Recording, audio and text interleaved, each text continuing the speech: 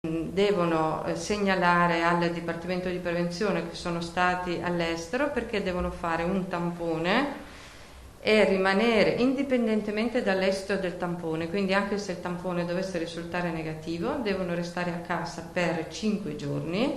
e al termine del quinto giorno fare un altro tampone. Viaggia all'estero, la nuova ordinanza del Ministro della Salute è arrivata alle regioni e resterà in vigore fino al 6 aprile, giorno dopo Pasquetta, una linea di rigore ed una risposta alla sollevazione di operatori del turismo chiusi da mesi, mentre veniva consentito ai turisti italiani di andare in vacanza all'estero. C'è chi dice peggio la pezza del buco, come tour operator o agenzie di viaggi, chi invece, come l'assessore al turismo della regione Veneto Federico Caner, plaude all'iniziativa del governo. Cioè chi può permetterselo prende l'aereo e va alle Baleari piuttosto che da qualsiasi altra parte, mentre magari chi non può permetterselo e magari si accontentava di andare a Jesolo, al lago di Garda o in montagna non lo può fare, o magari raggiungere la propria seconda casa. Cioè lei capisce che sta cosa qua onestamente è difficile da difendere. Quindi ripeto, io capisco anche il mondo delle agenzie e dei tour operator, perché poverini anche loro sono 2 anni che non lavorano per un motivo o per un altro,